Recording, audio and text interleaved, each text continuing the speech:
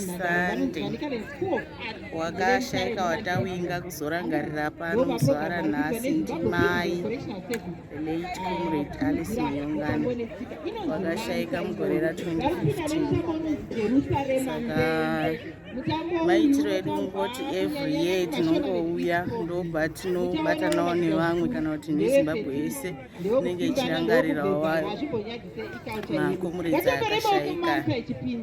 Saka tinongouya tichivaisirawo maruva as a way of honoring her nebasa ravakabatawo pakusunungura nyika yeZimbabwe.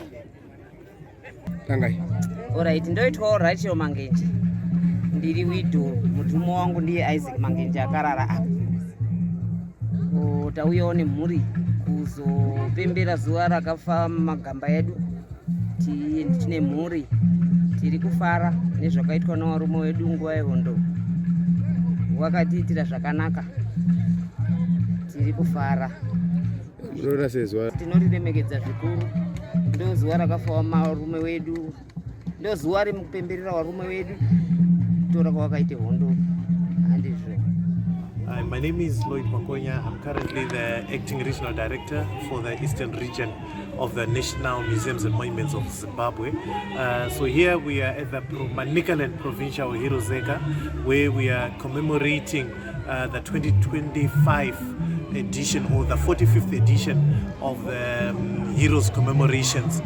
So where we are right now, we are within a tent where it's National Museums and Monuments of Zimbabwe. We are exhibiting the heroes and heroines who are laid at the Manicaland Provincial Heroes Acre. So we have got their pictures, we also have their various biographies, that is showcasing the work that they did in the effort to liberate Zimbabwe. Currently, we have 438 heroes and heroines interred at the provincial shrine, a total number of 363 males and about 75 females who are heroines who are actually buried at this Provincial Heroes Acre. It's quite a significant day that brings people from different geographical regions within the province, even different political inclinations, because it's not about politics but it's about Zimbabwe, about patriotism, about celebration of the liberation and the efforts that the people of Zimbabwe gave in order to free this country from colonialism.